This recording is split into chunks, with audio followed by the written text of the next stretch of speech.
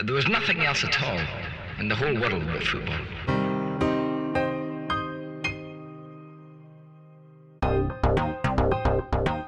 Hi guys, Simon here from the Triple F. Thanks for joining me for another episode of the Triple F Cinema, where my brother Gavin and I review 2009 film The Damned United. We talk about the excellent biopic of Brian Clough during his short reign as Leeds United manager in 1974, the wonderful acting on display, most notably from Michael Sheen, and the differences between the film and the book it is based upon. Hope you all enjoy. Give me 2 tickets to that football film right now.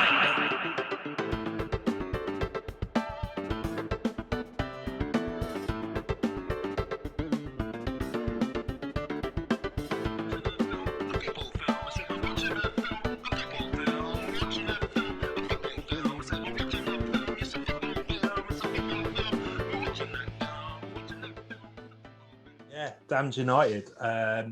It was weird as well because I realised the film was made in, was it 2009? So I didn't realise it was like over 12 years ago, or just about 12 years ago. I didn't realise it was that old. I only thought it was like 4 or 5 years old. It's really. I'll let you go first. I suppose if it's a film that's set in the 70s, it's always going to have that sort of classic timeless feel about it, but I think just the standards in which was set, I suppose, by the actors, by Michael Sheen and by Timothy Spall, it's obviously the 70s part of the film is really important, but I think just the acting alone and the actual cinematography and the way that the film's made, it just feels really timeless, and it feels like that era in which it's set in isn't the important thing. The important thing is the story of Clough and the way it's been portrayed by Michael Sheen. It was brilliant. Yeah, he was absolutely he is an amazing actor anyway. But the way that he puts on a skin, basically, he almost wears someone else when he plays someone else. But with Clough, he just it was uncanny. It was really uncanny. He did recently the Who Wants to Be a Millionaire, the Chris Tarrant, and when he was like playing Chris Tarrant, it's just like you can't see. Yeah, you can't see him. He's so good. He's such a good actor. But I thought, the film, it makes me want to read the book. So because they say, I saw a couple of reviews and stuff, and people say that it's actually a really watered down version and stuff of the. Oh, well, the film is a watered down version of the book. Yeah. It's a lot. Have you read it then? Or I was glad you brought the book up, because what I wanted to mention about the book is how critically it went down really well. I think so many sort of book critics and just people really took the book really well, and they found it to be such an interesting piece of writing, and they found it to get into the thick of what went wrong during Brian Clough's time at Leeds United. But I think a lot of the people involved with Clough, i.e. his family and the Leeds United players and so on and so forth that were involved with Leeds United, were pretty much pissed off with the book, and that because it, like you say, it just went in so hard. It was such a deep excavation of that time at Leeds United, and I think it really painted Clough in such a bad way. Right. Not, I say bad. I don't know if bad was perhaps the. I heard that people had sued the guy. Johnny Giles actually sued David Peace just because he basically painted Brian Clough in such a damning way, pardon the pun, and just made him look a lot more scandalous than what Johnny Giles actually thought Clough was. Because I think Clough is obviously he was a manager that used sort of arrogant tactics. He had a big mouth and he was known as Old Big Ed for a reason. But I think there was more to him than that. There was more to him than just being like a brash sort of manager. I think he was quite a warm individual. He was a warm person. And I think that's what Michael Sheen got across really well. I think Michael Sheen, he showed the arrogance, showed that sort of cocky side to him, but also showed that he was a human, showed that he was, quite a lovable, warm character as well. And I think that's what's so intriguing, I think. Oh yeah, I mean, definitely. I mean, that was something I was going to mention as well. Was he in it even with him being like a complete arse at times. It is almost like a love story between him and Peter Taylor. That's it. Yeah, and it was almost like they're about to kiss at the end. It's really awkward hug. I'm like, that's going on for a while. yeah. But but it was, there was a side to him. Yeah, he was arrogant, but like the whole going back to when he first met Don Revie and stuff, and he wouldn't shake his hand, and that was the catalyst really to his I don't know, his not his fight, but his argument and with Don Revie. And I thought Cole Meany as well was like amazing, because I saw at the end you see pictures of Don Revie and like he's just Cole Meany, isn't he? No, I don't think they could have picked a better person to portray Don Revie than Cole Meany. It was just that was like the perfect casting. I thought the film was really interesting, and it was great how it went back to like the earlier club that he first started, Derby County. And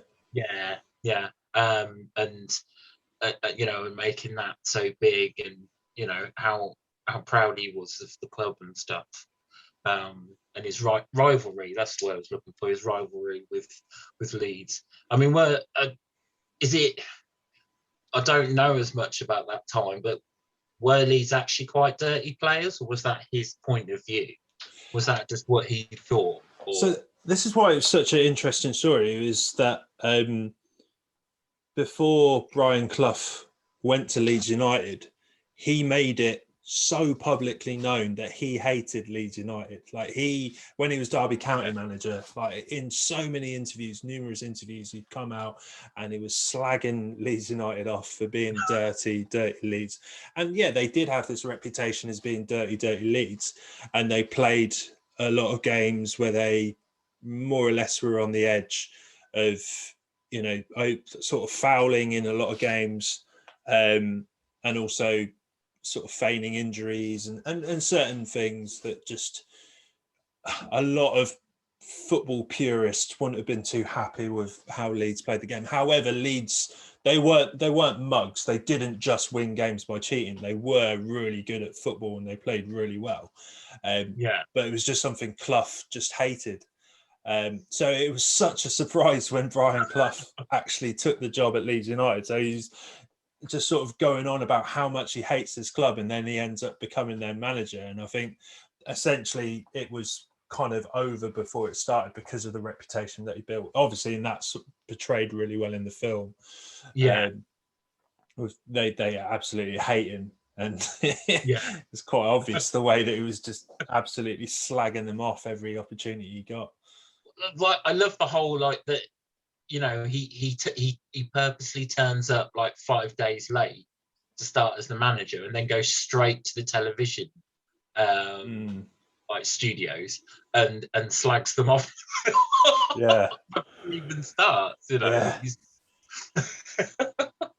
his methods were really, really strange and really odd, and it's weird. This is something I mention on my podcast all the time, is that how certain managers, certain players, if they can go to certain teams and not and it just doesn't work, and it doesn't work well. But for whatever reason, if the chemistry is right, then it can be an amazing thing. And I think with Brian Clough, the chemistry didn't work, obviously, at Leeds United, and the chemistry didn't work for when he was at Brighton either. But for when he was at Derby County and for when he was at Nottingham Forest, just, and it's incredible as well. And this is something I wanted to mention about Clough, is like you could essentially make a TV show about Brian Clough just because of how incredible his life was. Because what he did at Nottingham Forest was incredible. Because obviously what he did at Derby County, it's kind of shown in the film a bit. What he achieved there was really good, but what he achieved at Nottingham Forest, absolutely unrivaled in my opinion in football. Nobody has done what he did. To take a sort of team that was sort of lingering in the second tier of English football, to take them and win the Premier League essentially at that time, and then to also win the Champions League, which is like the biggest trophy in European football, to win that twice. It's just because I don't know if you remember, but like 4 or 5 years ago, Leicester City won the Premier League, and that was that was a huge achievement. I'm sorry, but that has nothing on what Brian Clough did with Nottingham Forest in the 80s. That was just incredible. Do you think that's a lot to do as well with Taylor, because he was with Taylor for Derby, wasn't he? And then they went to Nottingham Forest, didn't they? Yeah, that's another thing as well. Like why it would be so good to see a TV show of Clough, because his relationship with Peter Taylor was brilliant, and that's why it would be nice to see that been expanded upon. Because in the film it's just sort of ends with them being on the rosy side of each other, but it doesn't show. I think it mentions it in a caption. It says that they fell out after that and they never spoke. But they had a major falling out. So I think it was after or during Nottingham Forest, something happened where I think Brian Clough took more money than Peter Taylor did, and there lots of quite a few incidents just led to them falling out. But Brian Clough even said in an interview that if he drove past Peter Taylor in a car and he saw that his car broke down, he wouldn't stop to help him. He'd speed up and drive over him. Oh my God! Yeah. So it just goes to show how bitter that sort of relationship turned out. That's a real shame, like the way the film ended, obviously, but like and that they did seem so such a great working team and stuff together. But just to sort of answer your question, Peter Taylor had a huge part to play in Brian Clough's career and his success, because Peter Taylor was essentially the statistician, really, like the sort of the strategic mind behind it all, whereas Brian Clough was more of the cheerleader almost, more of the sort of motivational speaker, getting them riled up for games and whatnot. And then Peter Taylor, I think, was more of the tactician behind it all, really. That's because that does come across in the film, doesn't it? Because I know that he when they part ways the first time and stuff, that's you can see that he's struggling and stuff without him. But then again, he obviously did well if it was through Nottingham Forest as well. Like they did so well that if he left during that, then he managed to carry on an amazing team and stuff. Because I don't know how much they were involved with each other in Nottingham Forest. Because I thought at the end of the film it says that they went on, or was it just he went on? Did I read that wrong? Yeah, they worked together up until 1982 at Nottingham Forest. Oh, right. Okay. Yeah, and then Peter Taylor retired in 1982. But then I think it was. I think he came back to Derby County. Peter Taylor did, and and there was a dispute, and there were quite a few things that just led to them falling out, and that was just the end of their relationship after that. Yeah. So it was after he retired. So they were together then during that time. If you're enjoying the FFF Cinema, then you might enjoy our other podcasts. The FFF show is jam-packed with general football discussion. Under the Floodlights invites fans to talk about their favourite players and managers. The FFF Cinema is where guests and I review weird and wacky football films. And The Magic Of is a show which profiles special clubs from all over the world to find out all about their history, culture and fan base. The director of Damned United was amazing as well. Yeah. Tom Hooper, that's it. Tom Hooper.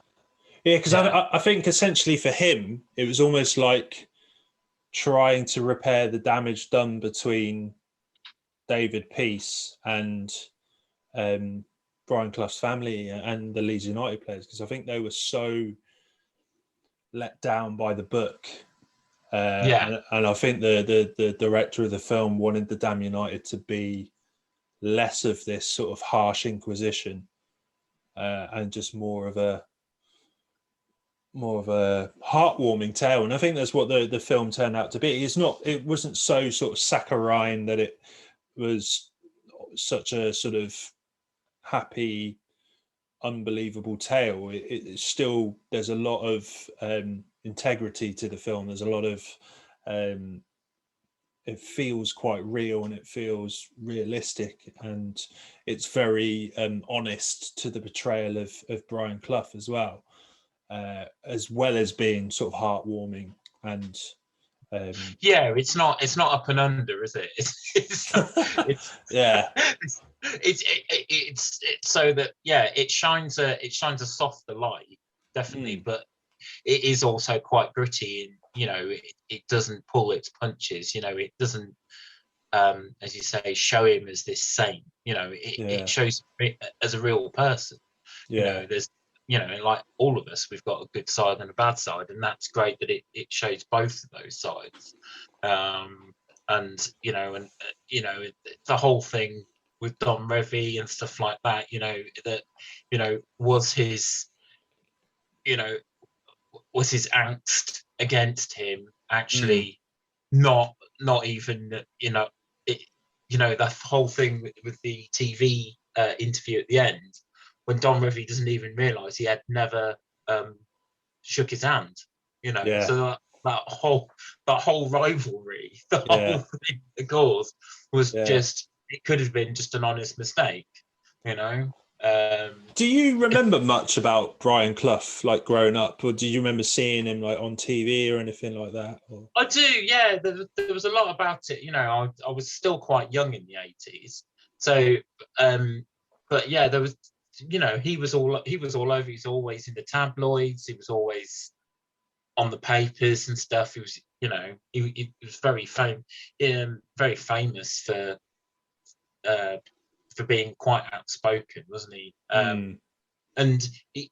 But I think he almost used the media as his own Instagram, though, didn't he? He used like the media to his advantage. He was very aggressive in that way, as you were like saying about his he was the face of the duo, who's the one that would he's the mouthpiece, essentially. He was the mouthpiece, and he got people going, and he was very, didn't he have a good didn't he have an article as well in the Star or the Sun or something? I wouldn't be surprised. He would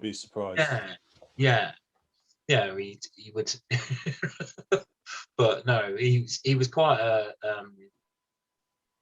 it was interesting to watch the movie, because I didn't know that much about it. The like the tabloid stuff and the big stuff, but actually I didn't really know a lot about the whole Leeds thing either, so it was actually really good to see it from afresh, really.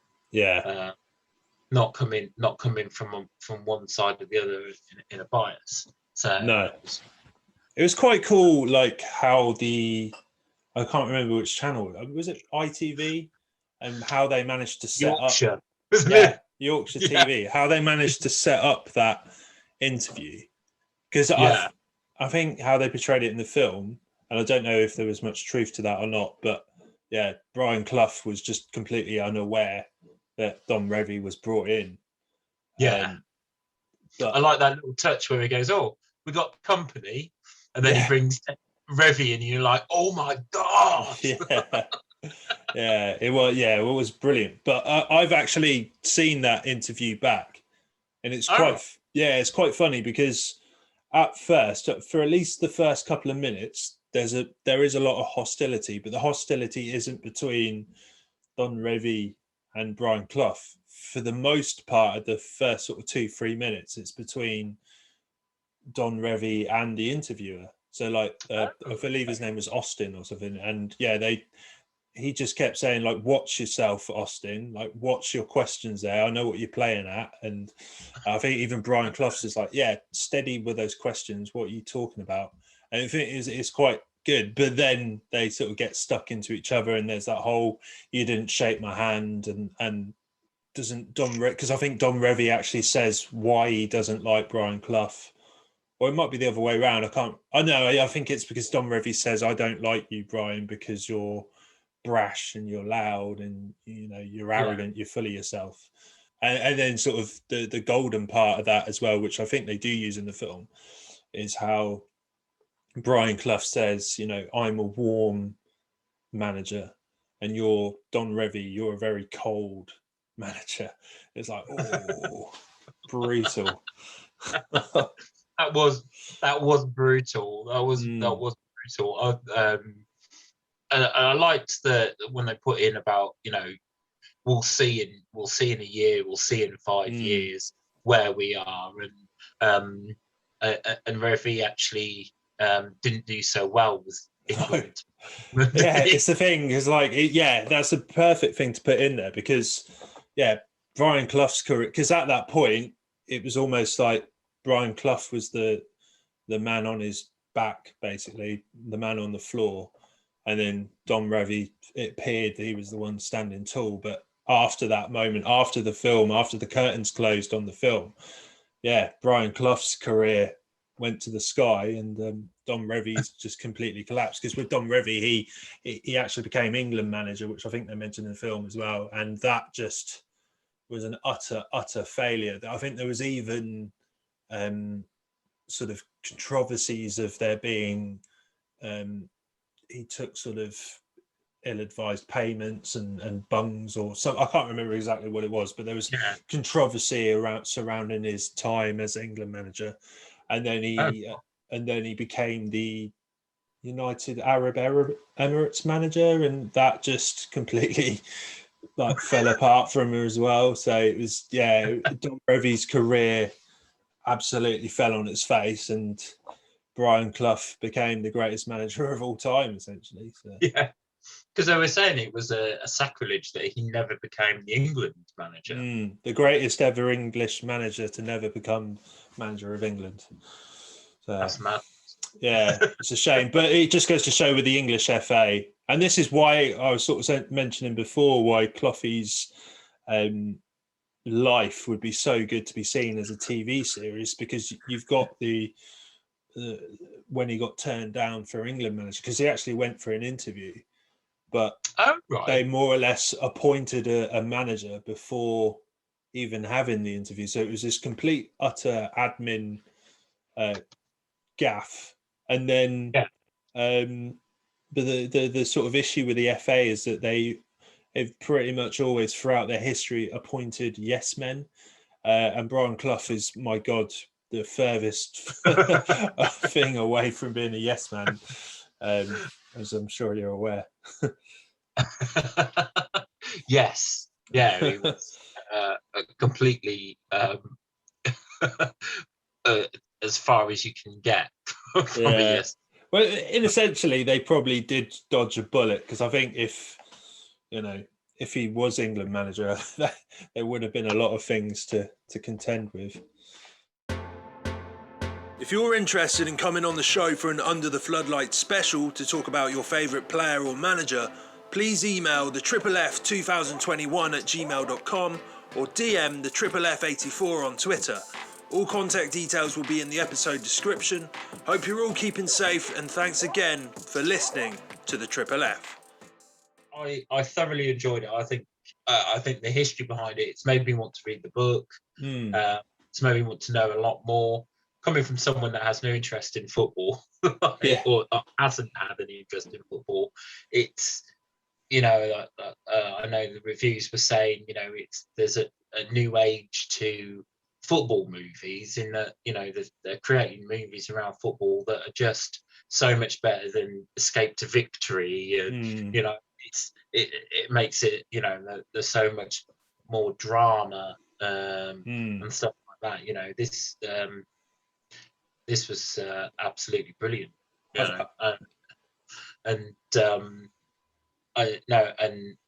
Michael Sheen was he is an incredible actor. He's like, considering as well that his normal accent is Welsh. You're just like, what? I don't know how he does it. He is he's a chameleon, but big chameleon. But then you've got like Timothy Spall as well, who's just a stalwart, isn't he?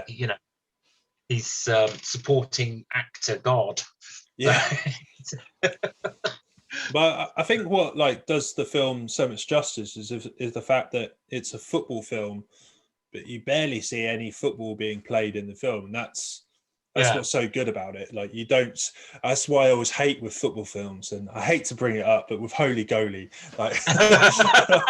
you saw so much football in the film, and obviously it's just horrendously poor. But with the Damned United, you see them sort of running down the tunnel and going towards the pitch, and I think there's a couple of moments when they're in training, and there are obviously moments where football is sort of being played, but it's not the sort of be all and end all, and it doesn't come across as being gimmicky or anything like that. It's more or less like football is the backdrop, and the dramas and the relationships are what sort of take center stage.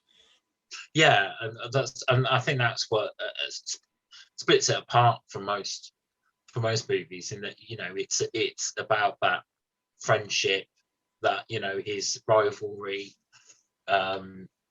with his friendship with Peter Taylor and his rivalry with Don Revie and everything that in between that makes the film so good. I was just blown away, really. I would happily give that 8 or 9 stars, and I'd probably watch it again, which is a massive thing for me because I don't watch movies usually again.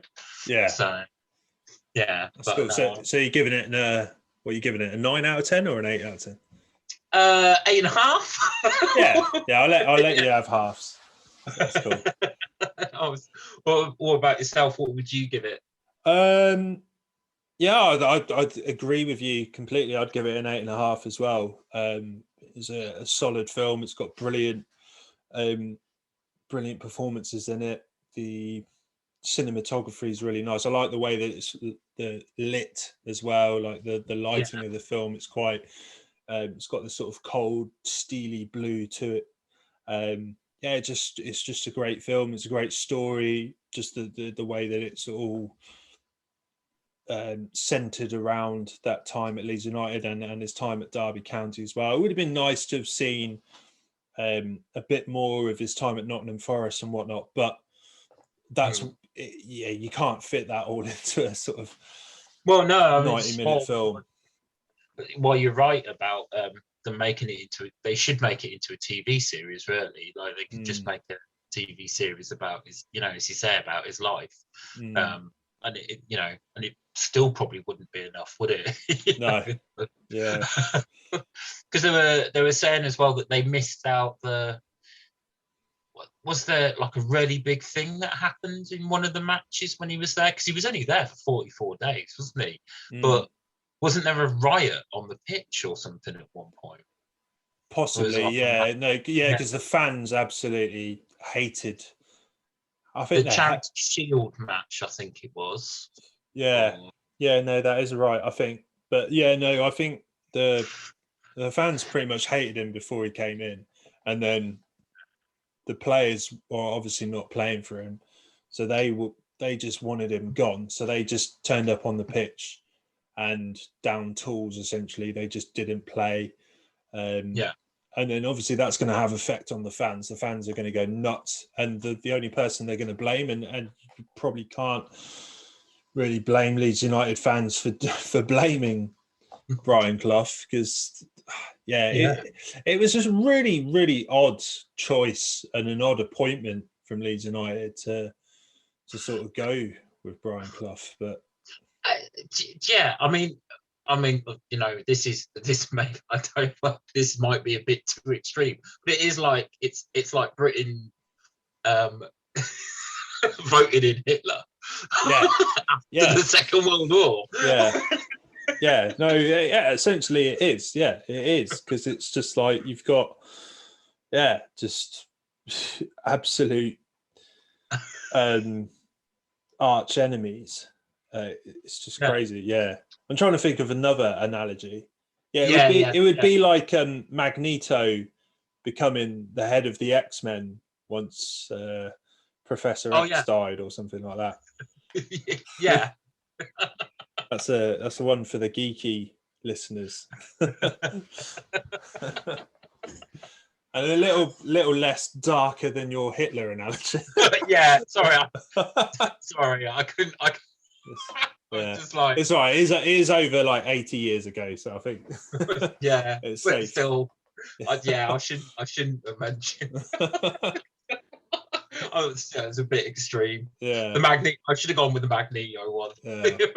Or like Donald Trump becoming the leader of the Democrats or something. Yeah. Yes. Yeah. That's probably.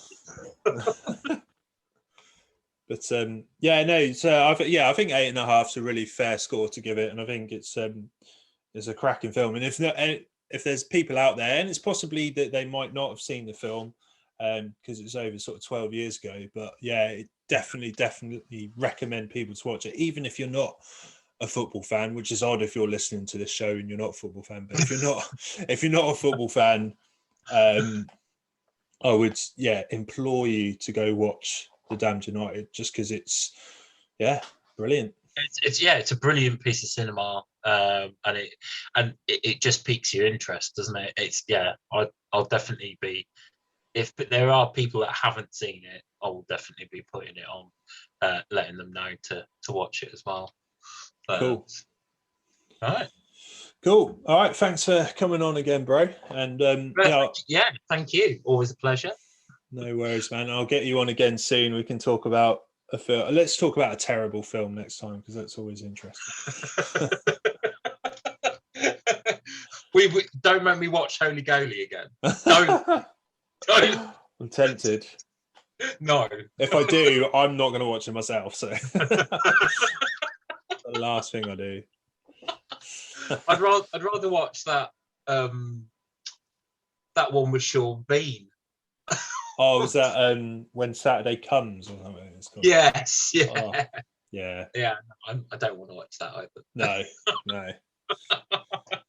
No. We'll find something equally. Yeah. Definitely. But no. Yeah. Carry on the great work, and thanks again. It's been great. Cool. Thanks, buddy. Speak to you soon. Bye.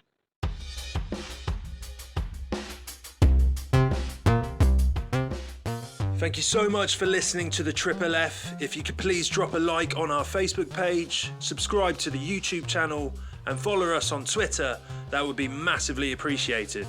Hope you're all keeping safe, and thanks again for listening to the Triple F.